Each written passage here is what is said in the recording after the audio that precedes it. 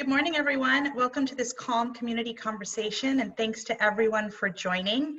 I'm Daalia Reynolds. I'm a trustee on the board of CALM. I'm also senior counsel and the director of equity, inclusion, and diversity at Deckers. I'm honored to have the opportunity to facilitate this panel. Before we start, I want to emphasize that the content we're going to be sharing is really intended to be the start of a curated conversation for our closest supporters. We want this webinar to be the beginning of what we hope will be an important and much needed start to an ongoing exploration, learning, and open discussion about racism as generational and historical trauma. Just to be clear, this is not a new conversation, but it's a critical conversation, and never more so than in this moment. I also want to take a moment to acknowledge that what each presenter is sharing today speaks from both the intellectual and the personal space, from the head and from the heart. And we know that parts of these discussions may trigger a range of emotions for many of us. I'm going to be taking time during the conversation to pause and recognize these feelings and to give space to them. So a few housekeeping items. You can ask questions using the Q&A button at the bottom of the screen. We'll answer questions at the end of the presentation, and if we don't get to your question, we will capture it and do our best to answer it following the webinar. So thanks in advance for the questions. I'm going to do a quick intro of each of our panelists. I'll start with Jonathan Thompson, who is one of our CALM clinicians. He's an experienced mental health clinician with a focus on children and adolescents. He's a former Montessori school teacher, day treatment program manager, and is a graduate of California Southern University with a master's in psychology, with an emphasis in marriage and family therapy and professional clinical counseling. He's originally from Richmond, Virginia, and Jonathan enjoys West Coast lifestyle that allows for being active in the community. Also on our panel is Assemblymember Monique Limon. Assemblymember Limon was elected to the California State Assembly in November 2016 and represents the 37th district that includes over half the county of Santa Barbara, as well as nearly a quarter of the county of Ventura. Prior to serving in the Assembly, she served 2 terms on the Santa Barbara Unified School Board and as assistant director for the McNair Scholars Program at the University of California, Santa Barbara.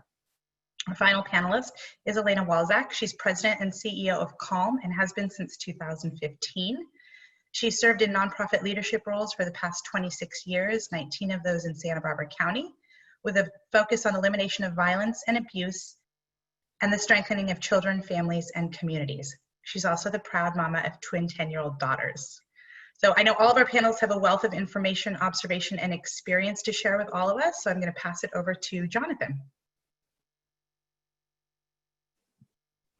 Didn't want to do the Zoom faux pas, so I want to welcome everyone for coming today. We'll talk a little bit about understanding trauma, understanding racism, through the trauma lens. And I know that I'm very honored to be able to speak first.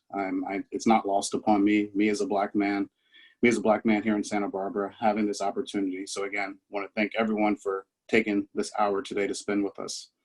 So I really want to thank everyone again for coming into the space to really talk about what it looks like to talk about anti-Blackness, racism, historical and systemic traumas, and how this impacts those in the BIPOC, which means Black, Indigenous, and people of color's populations. So what I'd like to start off with is just a formal definition of racism. Again, there might be more to this. There might be something else you would like to add to this, but it means that it's defined as a prejudice, discrimination, or antagonism directed against someone of a different race based upon the belief that one's own race is superior. But I always like to have other people think, and so does this go far enough? What about the doctrines and politics that are in place that allow for those in power to remain there? So are we doing enough to look at those ways and how racism does impact and how it impacts trauma? So one idea to think about and consider is what's called privilege. And an easy way to think about privilege is that it's a structural system that is enjoyed by those who are in power, but also to understand that someone can be considered a minority and also privileged. So as we look at this, we want to know, how does this relate to trauma? So according to the Center of Nonviolence and Social Justice, the word trauma is used to describe experiences or situations that are emotionally painful and distressing and that overwhelm people's ability to cope, leaving them powerless. And I think that's where the root of trauma comes in. There's that sense of powerlessness, the ability, like, I don't know what to do next, or I don't have the resources or access to those things. So this includes on the interpersonal level, which means how we relate in relationships and how we communicate amongst people, and then also as the collective, people acting together as a group. So all this is related to how trauma impacts our daily lives. So why else do we need to look into trauma? Well, it's very important to understand that trauma, first of all, occurs deep in our own bodies, including our nervous system, and that we all have been impacted by trauma on some level. So in order to understand what it looks like, it's important to understand what are some of the types of trauma. So one type is what's called an acute trauma, which is a one-time event. So that's something like a car accident, maybe something, a one-time thing that happens once in one period of time. Then there's what's called a chronic trauma, which is, it's repetitive and occurs over and over again. For those out there who might be clinicians, that might look like a domestic violence situation, childhood abuse, or those who have gone through war. But it also can be several acute traumas that have happened one right after another that can lead to that as well. Then there's also what's called complex trauma, which are multiple significant traumas, and they're often severe and pervasive. And I think that's the defining factor to kind of think about. It can be something like abuse and or neglect. And then there's what's called a historical trauma. So that's the multi-generational trauma experienced by specific cultural, racial, or ethnic groups.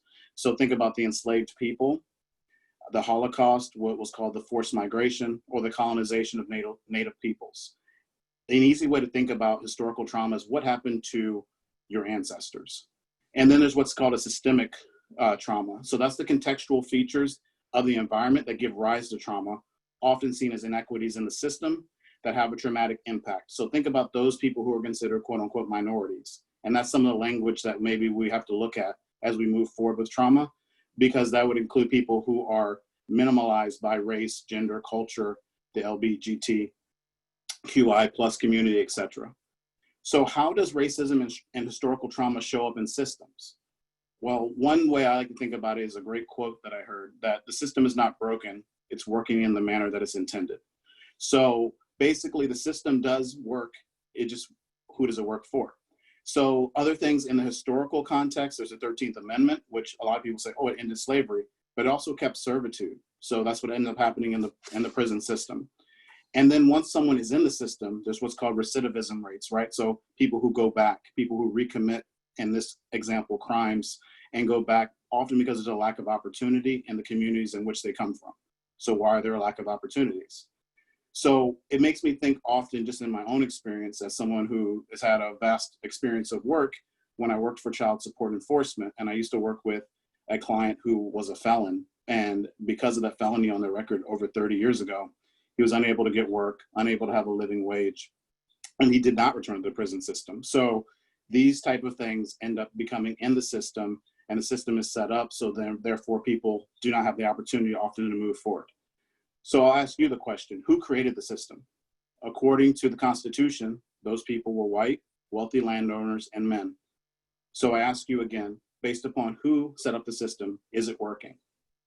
So according to childwelfare.gov in 2014, over 22% of Black children and almost 21.9% of Hispanic of any origin, and this is what they're using to identify, are the children who enter the system of foster care. So that's 44%, while these two races only make up about 29% of the United States population. Over 440,000 children are in the foster care system, and I believe that number is probably undercounted. But out of that, 45% of those children go to non-relative foster family homes. Only 32% go to relative. 7% end up going to institutions, which are considered locked facilities. 6% go to group homes, and 1% run away, but that's probably a lot larger because they lose track of those children. So some of you have heard of what is called the Adverse Childhood Experiences, or the ACEs. For those people who are clinicians out there, and for those who are not, I'm going to delve in a little bit and give you a little bit of background about what they are. So there are 10 total, and they deal in the domains of abuse, neglect, and what's called household dysfunction. So the ACEs are normally potentially traumatic events that occur in childhood when a child is between 0 and 17 for this study. That might mean they experience violence, they might experience abuse, neglect, they might have witnessed violence in the home and or community, or they had a family member attempt or die by suicide.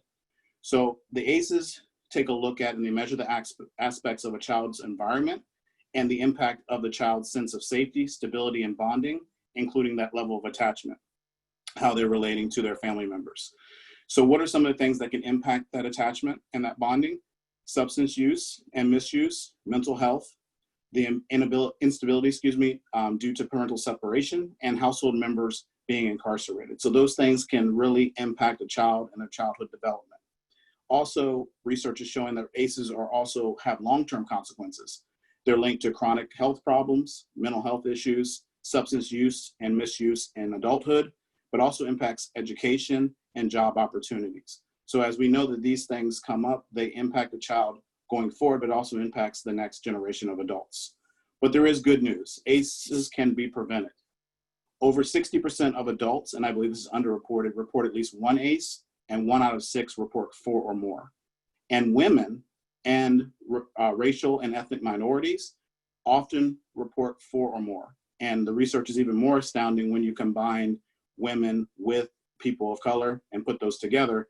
It's outstanding. Sometimes there's 5 or 6 ACEs or more for that population. So why is it important to look at ACEs? It's important to understand that the economic and societal cost to the families and communities that we as a collective pay, we pay hundreds of billions of dollars a year to pay for these things. So wouldn't prevention be a little bit better use of our time and money?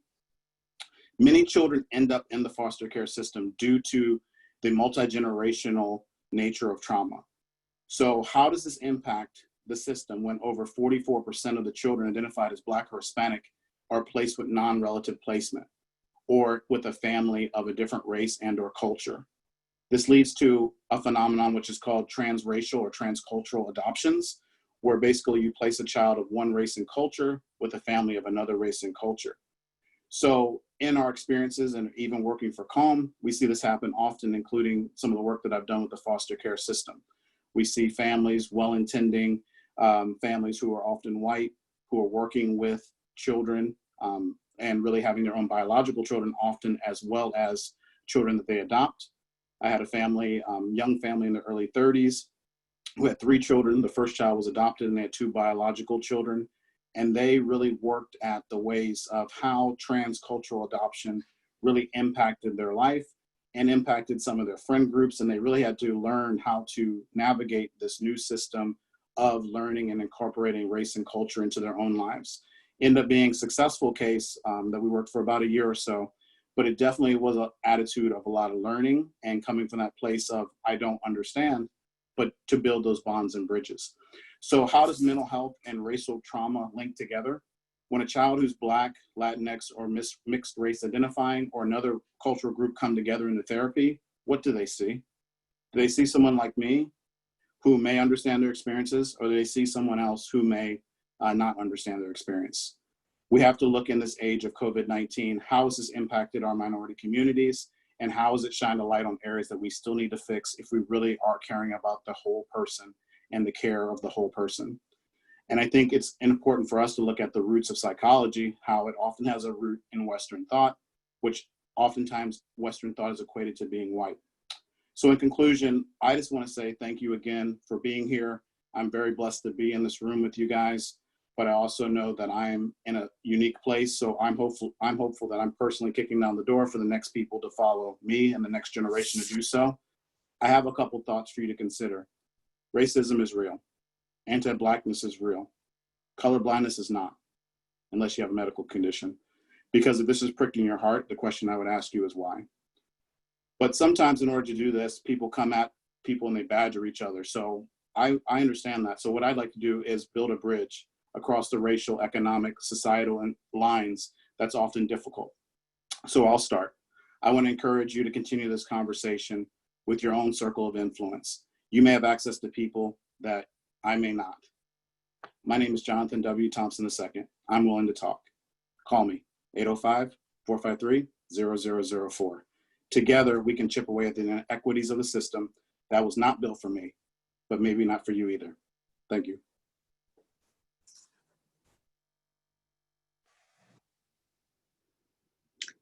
Thank you, Jonathan. Now, I get to kind of follow up a little bit on what Jonathan's shared with us, and do so in a way that's a perspective really from the systemic racism that we see and the challenges that we see in the system. As a legislator, certainly there's a number of issues where we see that this, Jonathan had a very powerful quote about sometimes the system was set up in such a way that the inequities are very evident. And certainly I think that we see that as policymakers, as we try to address certain issues that the system really has in front of us, and going back and reversing decades of a system that didn't necessarily work for everyone at the same time has been very difficult. What I want to do is I want to walk us through what some of that systemic inequities look like. And I think a lot in terms of children, foster care, the healthcare system as examples, but certainly we can look at other policy area, including environment and other areas where we see this as well. If you start off with when someone, is born, we look at the early childhood education system. And in the early childhood care education system, we see that one of the most important things is the 0 to 5. Many of you have heard of First 5, many programs that are trying to address how we make sure to provide families and kids the support they need at 0 to 5. And what we know is that children who participate in high quality early education programs benefit directly and indirectly through cognitive and social emotional gains. And this is really important because we also see that with time, we see improved mental health and greater academic achievement for those kids, which can lead to long-term improved health. All of these items are connected. And the challenge that we see in the state of California and every other state is that when we look at who's most needy in terms of our early childhood education system and where the gaps are, they very often are for our low income, ethnically underrepresented communities. Consistently. And one of the things that I've shared is that there comes a point where if you no longer need data to understand trends and you're able to just guess off the top of your head who is going to be disproportionately impacted, the system has failed us. And time again, we see that ethnically underrepresented, particularly Latinos and Blacks, fall under the system and don't have access to these high quality programs. Very often, they come from families that are working class as well. We talk about both in the work that we do. We talk both about race and about economic class. Both are connected and both are issues that impact the learning of a child. We also know that for low income communities, there are true barriers to our, throughout our educational system. For example, physically accessing childcare and preschool slots is particularly difficult for low-income immigrant working parents. There's language barriers, there's situations about immigration status, there's the cost, there's the ability to physically get to a child care center. So these are structural barriers. They live in communities where it's harder, where you don't always see a bus line that connects. There's the assumption that someone's going to have a mode of transportation is not existent in some of these communities. So when we talk about those barriers, and I'll give bus lines as an example to access childcare or even a job, that's a systemic barrier. That community did not do anything to create that. That barrier was there. And we as policymakers very often are looking at what do we do to address it, particularly in a state like California, where we see an increase in diversity in terms of our state. We see an increase in the number of ethnically underrepresented individuals who are part of the state. And you see pockets of where this really has become a challenge. When you think of Santa Barbara County, we also know that happens as well. Communities that are like Guadalupe in a rural area have less access to some of these programs and service, primarily because of where they're located. But it also turns out that you have predominantly Latino community members there that are also in need of this. A lot of farm workers that are there as well, essential workers, service workers who could really benefit from some of these services. What we try to do in the state legislature is try to address this through a number of ways, changing policy, regulating some of this, but also investments. Certainly in this year, 2020 to 2021, we have a very difficult budget for the state of California with a $54 billion deficit. But nonetheless, we have continued to maintain some resources for our early childhood education population, because it's important. Because we know that if we want people to be healthy, to be able to have strong, healthy bodies, to deal with anything like what we're dealing now, you have got to invest early on. These are not just anecdotes in terms of the connections between childhood, challenges and adult health. These are proven scientific. We see trend after trend, and we're able to identify what impacts it. So this year, the California budget does have some funding that's going to different programs that help people pay for quality childhood education, that help essential workers find some of these opportunities for daycare and childcare workers, and certainly that focus on giving our neediest people who earn less than 70% of the state median income some of these opportunities, which are very often not able to access it. You move on and you look at K-12 and higher ed, and we continue to see the systems, the inequality that is created in the system. Where you live determines the school that you will go to and determines the quality of education. And again, similar trends that if you look at ethnically underrepresented communities and also low-income communities, you see that there's real challenges in terms of what's being offered at those schools, whether it's A through G classes, whether it's art and music. And I think in Santa Barbara County, we've been very blessed that we have a great philanthropic community that helps us fill in the gaps. But it doesn't mean the gaps don't exist. Even if we have wonderful philanthropic community that's helping us fill in the gaps still exist. And as a policymaker looking at statewide issues, I can tell you right now that in a 58 county state, not even the majority of counties have the ability to fill in the gaps in the ways that we sometimes see that happen in our community. Urban districts are disproportionately low income and minority students. The tax base is very different in low income communities. That is connected to a source of revenue for K-12 schools. And that's something that we really look at as well, as how do we make it more equitable for all students. We want all students to achieve. This isn't a competition of just looking at who needs more. We want every student to achieve, and we have to look at these systemic differences. In higher ed, certainly we have ample research that all of this for the first 12 to 16 to 18 years of someone's life, all of these added barriers and inequities create different challenges for students in higher ed. And so we see that we have a lower number of students who apply to go to four-year colleges who are admitted. Certainly, we've been working with all our public systems, CSUs and UCs, to make sure that we're doing more to change the system, that the system is looking at criteria that's inclusive of life experiences, because academic gain and achievement is not just tied to one indicator. We know that there are multiple indicators, and those are some of the ways that we like to impact change. When you look at our foster care system, which can be at any point in the first 18 years, we know that in Santa Barbara County alone, there are currently over 500 children in foster care. And 1 in 7 Santa Barbara County students is either homeless or in foster care.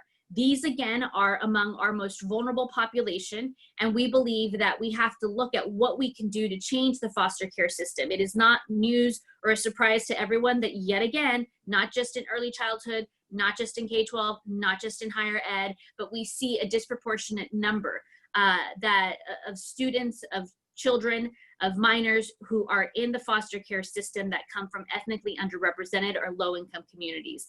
And these are the issues that we're trying to address, how we support all members of our community. The foster care system is a very difficult system to navigate, and certainly it's something that we work with counties to try to figure out what we can do better. But we also know that housing is an issue, healthcare is an issue, education is an issue for individuals who are in our foster care system. And so one of the primary barriers is lack of information, lack of consistency. And we know that just under 40% of youth in the foster care system go into higher education. So these are issues that are absolutely connected. They're not standalone issues, and they all have some form of impact on the health of a person, the health and well-being, both mental health and physical health. And again, the disparities exist in a very deep and meaningful way in the healthcare system. I think that many of you have been watching and following that COVID alone has disproportionately impacted Latinos and Blacks in the state of California. And when I say disproportionately impact, that means looking at the state population and seeing that the number of individuals who are impacted in a negative way exceeds the percentage of state population. That's what we're actually looking at. And that's when we start to flag that the system itself is difficult. Like I talked about with education, access to healthcare is very difficult. We see low-income urban communities where you don't have the same number of healthcare facilities, where it's harder to get to a healthcare facilities. And we also see essential workers not being able to access, to take time off, to take care.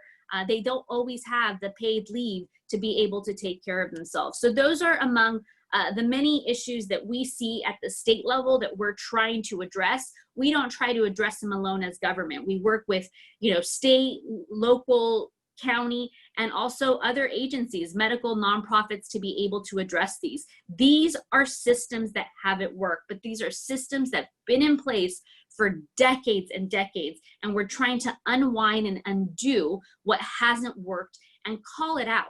I think has been more important than anything. Call it out and say it's not acceptable.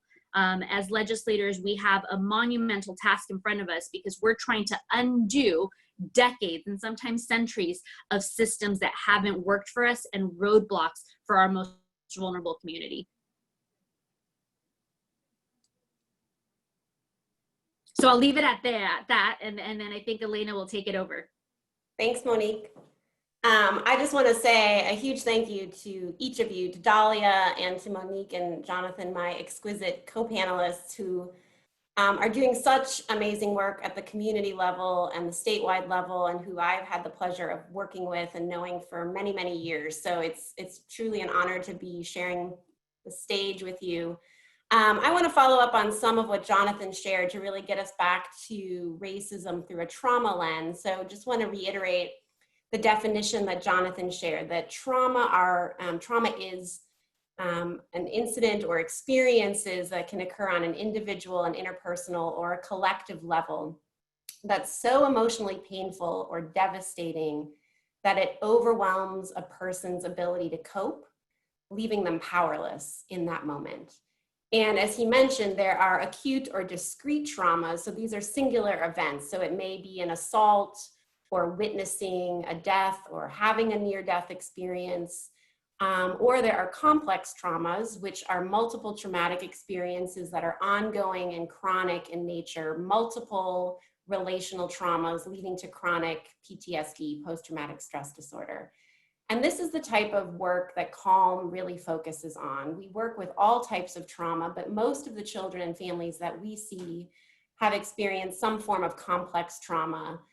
There may be domestic violence in the home, there may be someone with a substance abuse issue, there may be abuse, neglect, and it's chronic and it's over time and it's pervasive.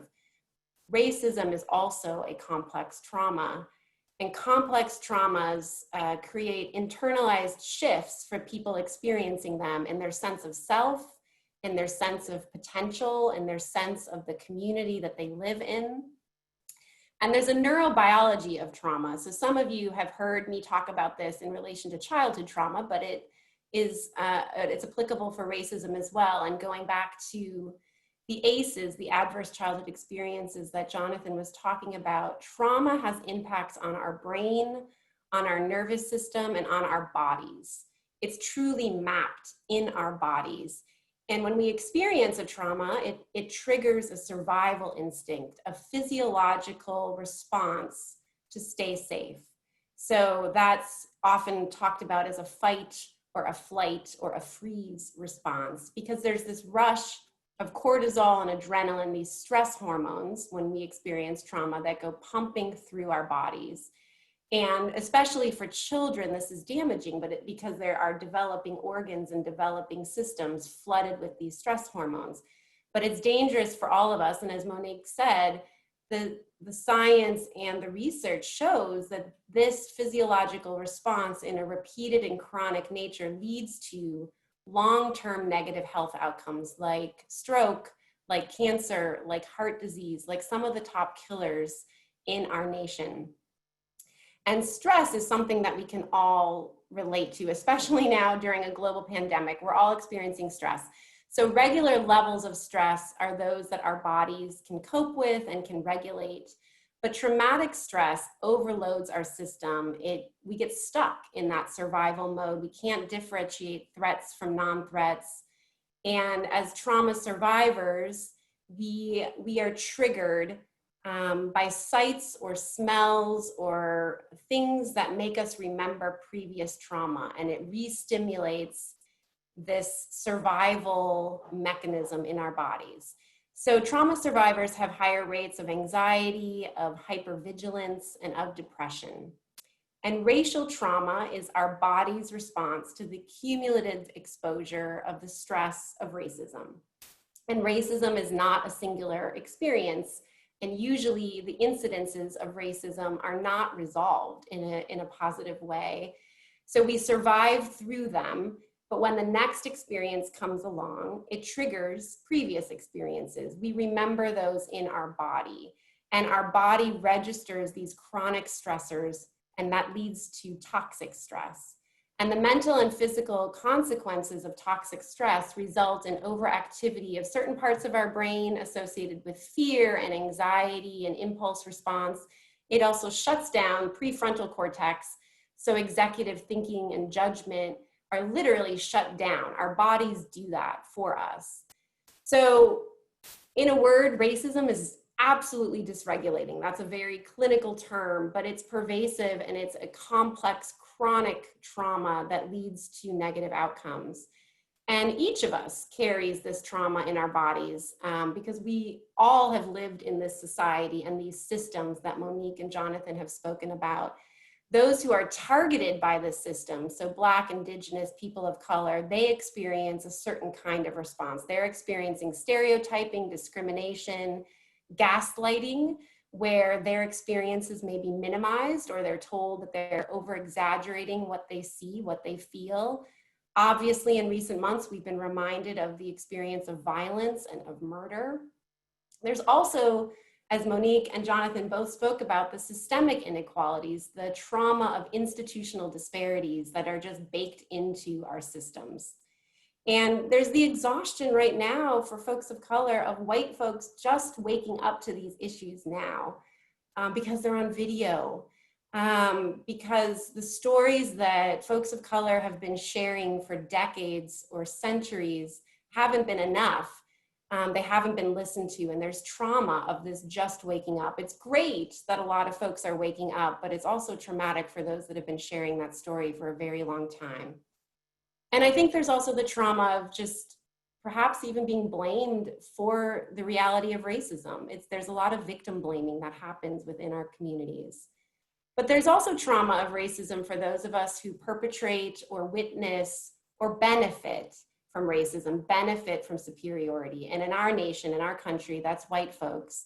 So our traumas are that we have a tremendous disconnect from our history, from our ancestors, from folks of color, from even other whites. We have a loss of a sense of culture, a sense of isolation and fear. And I think a really big one that enables the system to keep going is a tremendous sense of white guilt and white shame that paralyzes folks from doing anything and leads to hopelessness and helplessness. And that's exactly what we need to work on, moving from helplessness to hopefulness. And we have to claim our personal power with respect to these issues. So I will just share personally, I went into a very dark place at the beginning part of June. I think the personal and professional impacts of the global pandemic, plus the weight of persistent and egregious racism, pulled me under. I was having trouble sleeping. I was not eating well. I think I had a depressed affect for about 10 days, just very listless, very morose. So much self-blame. I was not doing enough. How could I be useful? I was feeling helpless at the enormity of it all. And it was really only through the realization of my personal power that I could break through that and recognize that I can't do everything. None of us can do everything, but we can all do something. And I had to lead from where I am. So my personal power as a parent, as a friend and a colleague, and most importantly for me as the leader of this amazing organization, because racism plays out in organizations, just as it plays out on a system level. Racism exists in every organization throughout our nation. So I want to talk for just a few minutes about what CALM has been doing about racism. First and foremost, at our board level, I'm so pleased that we've been doing intentional diversity, equity, and inclusion work for several years. We've hired consultants. We recognize that this is not a one and done process, that we really have to make this continual work, continual learning and conversation. And it's not just about checking off boxes and having the right numbers of identities, but it's really about building inclusive practice. And you need a leader who's committed to that and who can also withstand. I had feedback from other parts of my agency that told me this was not my priority, this shouldn't be a priority, we had other priorities. But I felt it was a priority and was so happy that my board really understood the importance of it for our strategic vision and committed to doing the work personally and professionally to have really deep, meaningful conversations and see it as a continual process. I'm thrilled that our auxiliary, which is an all-female group, primarily white women, has committed to doing their own self-education, and the entire auxiliary is reading White Fragility and starting Zoom-based discussion groups. I'm so thrilled about this. And then, of course, at the staff level, we do tons of work about implicit bias, trying to be culturally aware, culturally humble. We have a commitment to diversity in hiring and promotions, such that 60% of our staff are bilingual, mostly bicultural, which is pretty unique in mental health settings to have that majority of staff have those identities and skill sets. But this isn't enough. We have to ask not only if our agency is diverse, but if it's inclusive. We have to examine what is our definition of leadership. Is it a white definition, or do we allow for leaders of color who may have different styles and approaches? Are our practices inclusive of all clients and of all staff? Where do we have racial microaggressions, and what are our blind spots? What are the questions we've never even known to ask at an organizational level?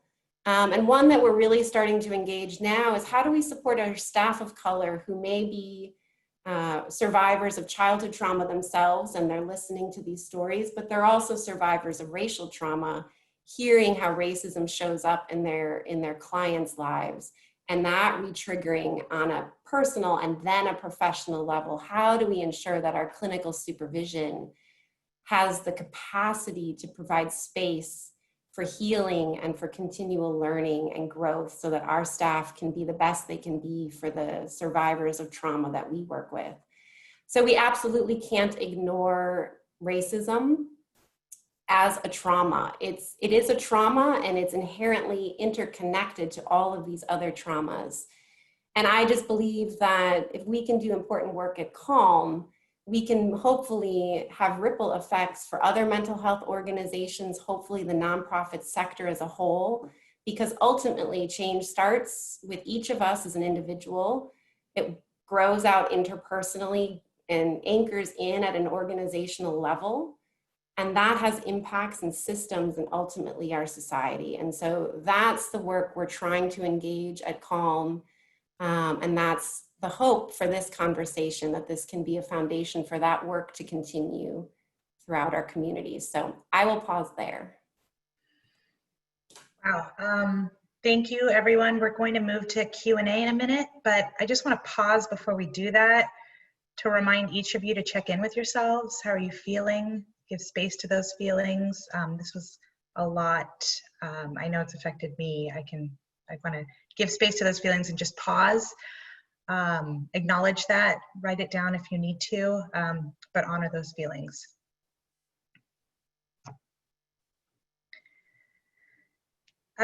Thank you all for sharing your insights for how these themes have manifested in your professional experiences. I also would love to hear how these issues have shown up for each of you personally.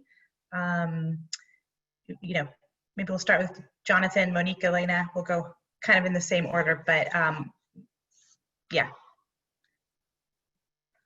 Yeah, so thank you for the question.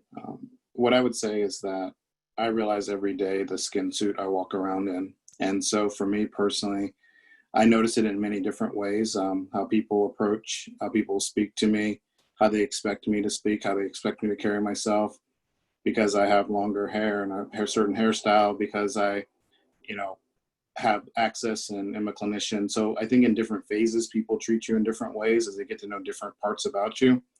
So I think overall, it impacts us on a daily basis. I think it's important to continue to have those check-ins with your friends who may look like me, but also to not bring your own stuff there.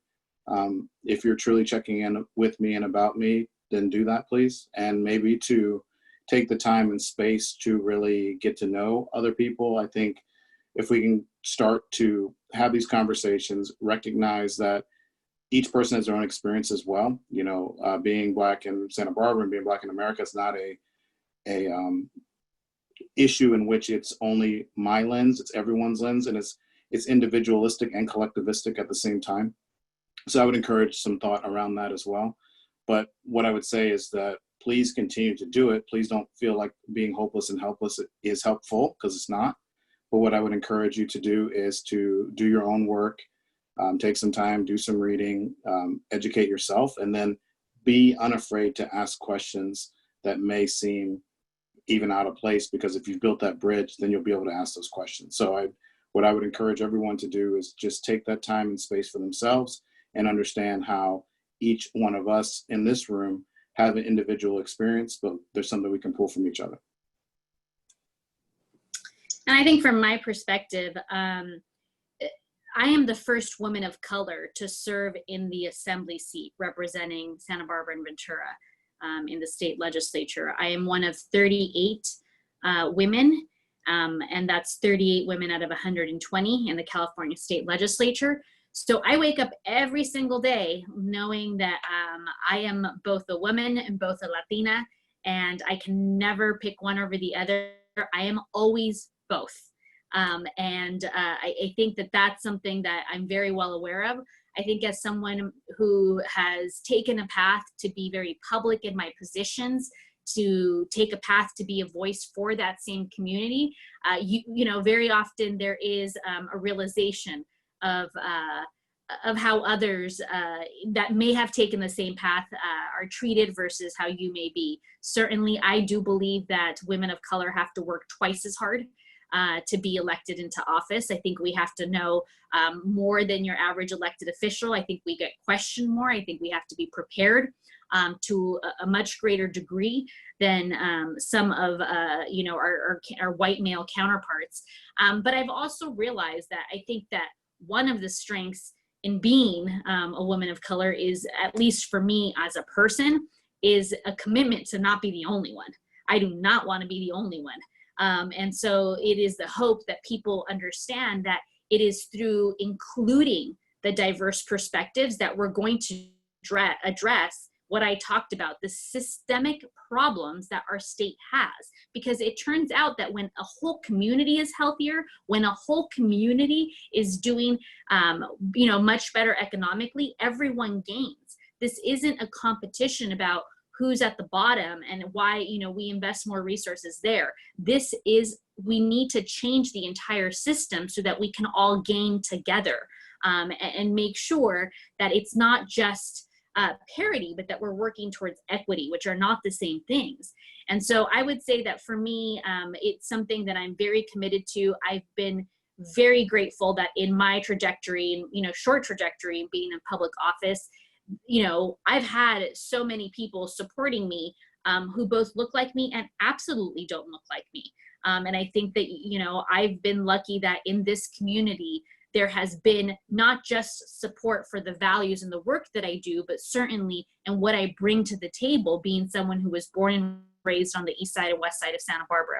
I went to Harding School. I went to Cleveland School. The schools, right, that are predominantly Latino, working class, low income, where we see a lot of the philanthropic world making investments. The system can work if we invest in it.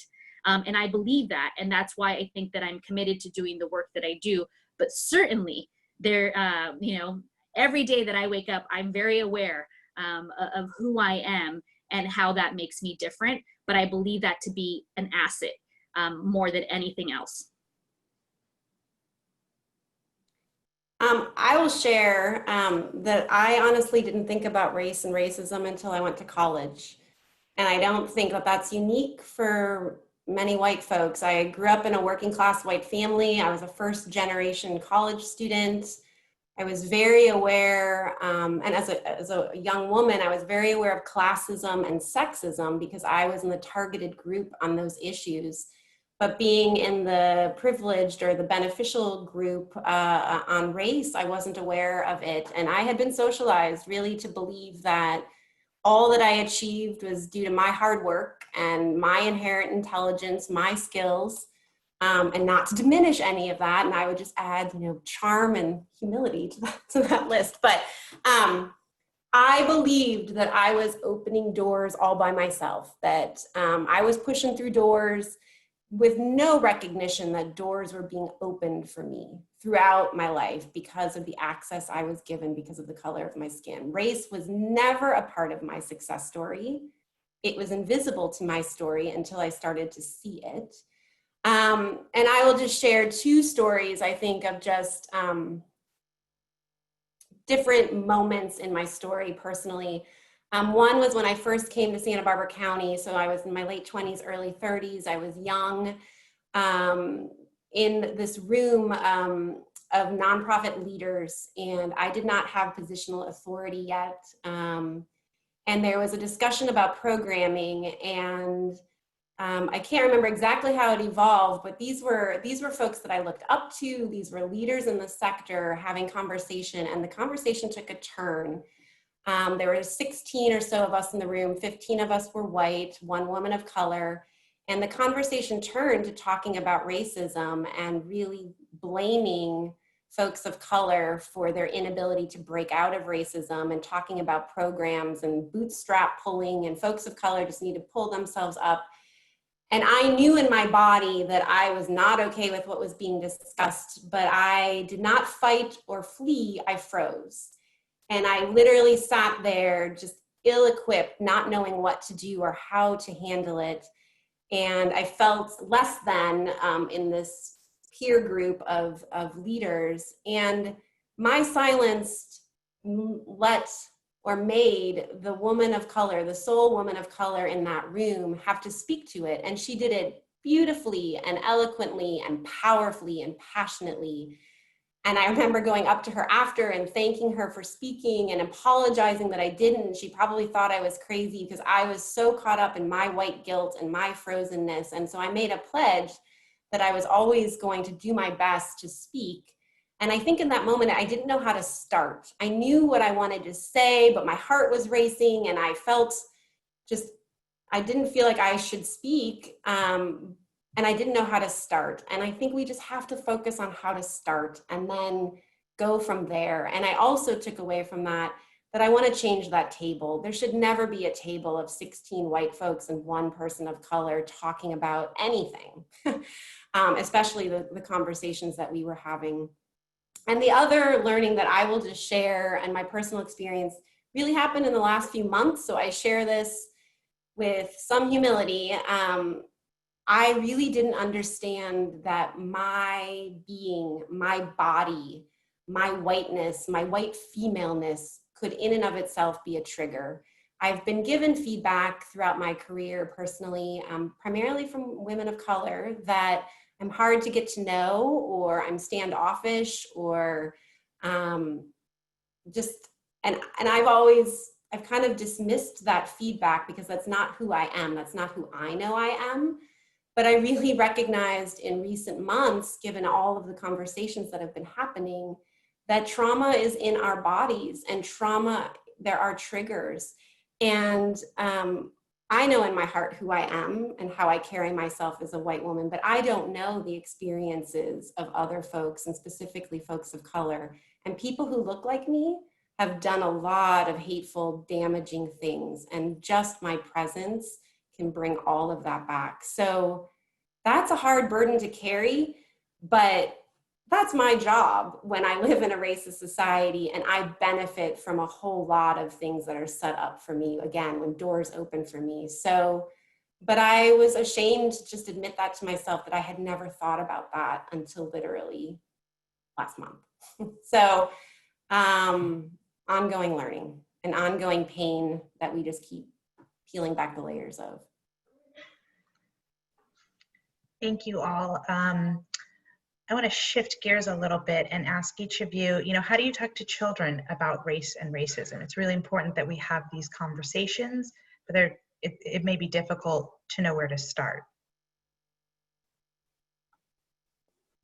Sure, I'll give a couple of practical examples.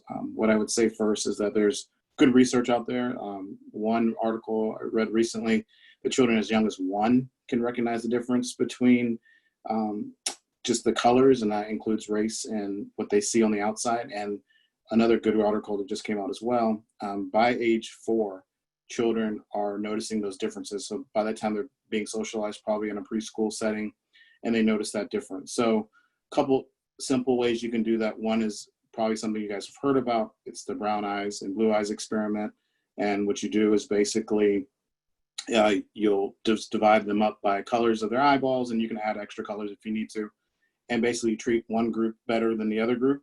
And that brings up the unfairness. You'll get that idea. I did this with my kindergartners, and they would be like, oh, this is unfair, and why is this way, and why? And that opens up the door.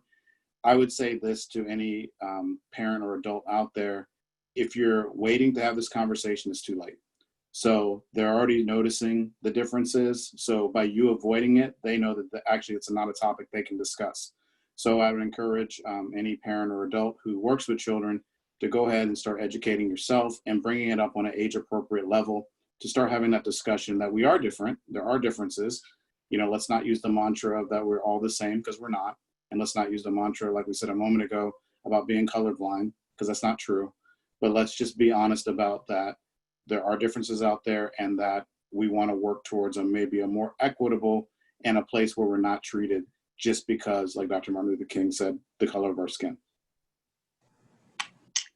I would echo that children at a young age are able to recognize the difference. I don't think they're always able to name it and call it out for what we are calling it out as, as we're having a conversation about inequities and racism, but they're able to see it. I mean, if someone tells me that as someone who grew up in the community, going to schools that were, that were different than other schools, I knew it from the beginning. No one had to, I didn't have to have a long conversation about how Harding and Cleveland School were different than Montecito Union or Cold Springs, particularly Cold Springs, right? Because it's so close to Cleveland School. I knew it, I could see it. I didn't know what to call it. I didn't know how to name it. But certainly as a child, I think that, many children see those differences. And I think that that's part of it. I don't think that we're in a world where we have to make everyone the same. I think we have to respect all of who we are and what we bring to the table, what we look like, where our backgrounds are. And, they're all meaningful. They're all important. And I think from my perspective, I see the importance of those different perspectives, of the different lived experiences, one, to recognize that they're all real, and the other piece, to be able to give them all the same level of meaning and importance that I think is needed. But I do feel like children know right away, and I think that there's conversations. I was on the school board, and we were having these conversations about why is it that, Latino and Black boys in school is suspended and expelled at a disproportionate rate than, other boys in the school. We were looking at that. It's been, more than 10 years where I know that at least Santa Barbara Unified's been looking at some of this. We've been able to work with organizations like Just Communities, because it's also okay to say that we alone don't have all the answers or tools on how to do this. It is okay to be able to identify what groups, what individuals, what organizations can help us better think about this. And so we, you know, when I was on the school board, we implemented the Institute for Equity for our staff. And why? Because when you have a better understanding of how to serve all students succeed academically. And so that certainly there's been elements that we've done to help kids and also help the adults. It's okay to be helping kids and adults at the same time. It is okay. Even as a Latina woman, guess what? I don't represent every single Latina or Latino, right? I don't represent that story, that history of every single one. I have a different lived experience, but it's okay to recognize that I myself also have to have these conversations and also have to engage in ways where my one lived experience doesn't represent the truth for everybody. The only thing I would add is just that children take their cues from parents and caregivers. That's where they learn. So they can pick up what we energetically feel, even if we are not communicating anything verbally. So if we as parents tense up in certain spaces, or if we as parents cross to the other side of the street and we don't say anything, our children are watching and they're learning and they're gaining knowledge of where to be safe and where not to be safe and what to feel. And I think just really quickly, as a white parent, I think I have the privilege of intellectually thinking about when am I going to tell my daughters about race and racism.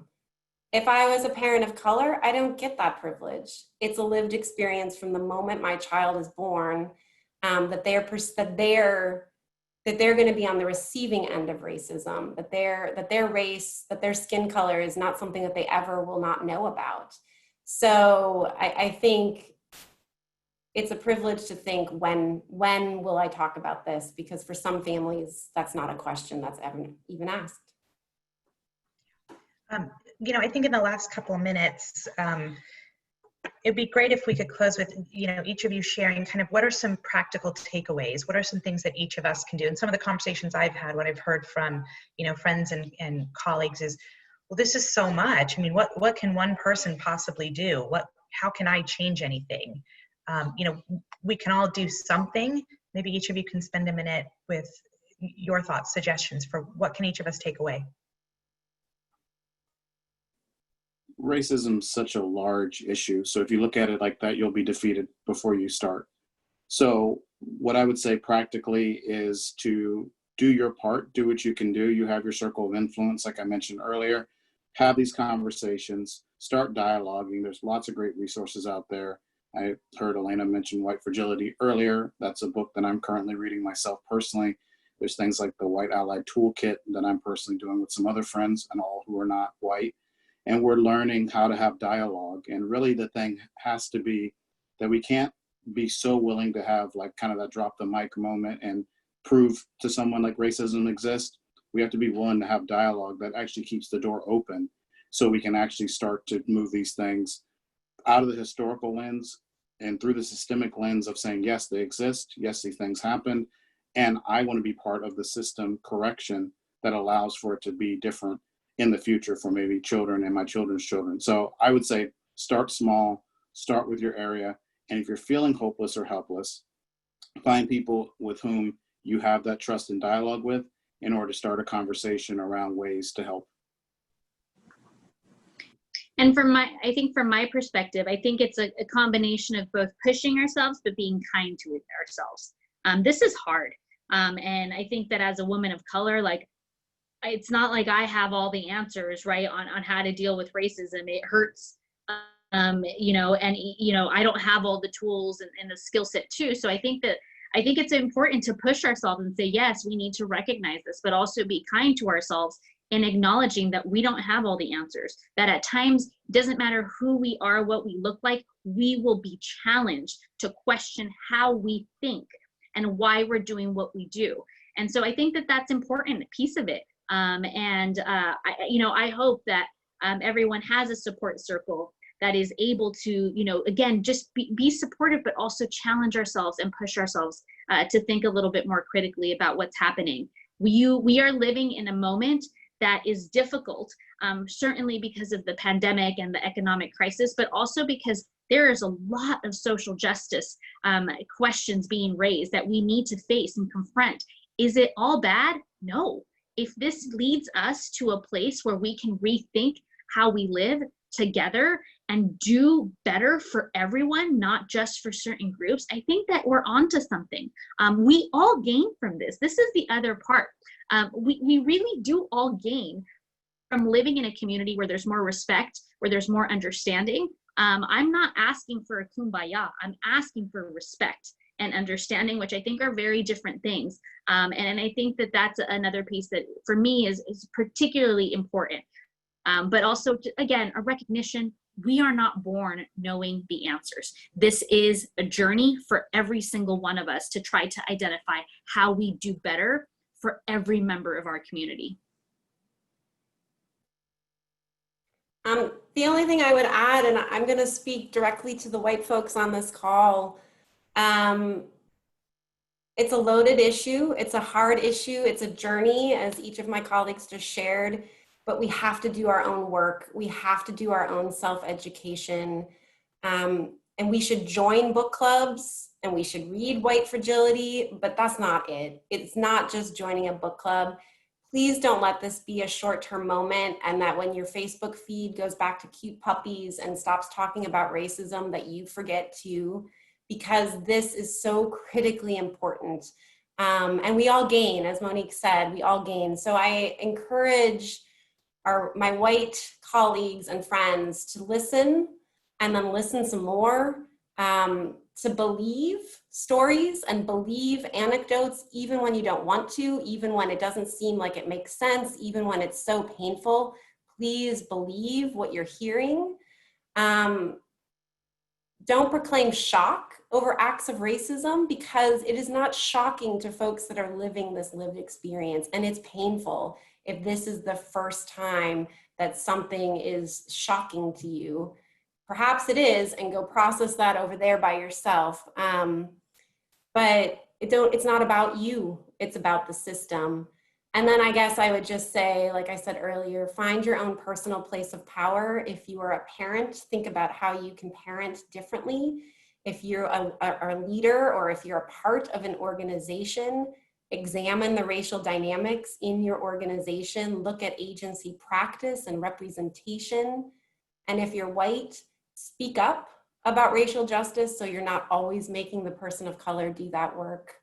And again, as CALM is a trauma-informed organization, and we're looking at racism as a form of trauma. So I would just say, again, a tenet of being trauma-informed is not saying what's wrong with someone, but asking what happened to them. So having empathy for yourself if you're white and trying to navigate racism, but for folks of color who have dealt with this chronic and complex trauma, what happened to them? Please just keep asking that question. I want to thank everyone, all of our participants, for joining, for taking the time to be part of this really important conversation. Thank you to all of our panelists for sharing just a wealth of insight. Be on the lookout for our next webinar in August. We have recorded this. We'll be sending out a link that you can share, or if you want to rewatch this soon after the webinar. We're also going to be sharing a few articles and some questions for reflection, so that each of us can continue our journey on this really important topic. So thanks all, and let this be the start and not the end of the conversation. Thank you. Thank you, everyone. Thank you.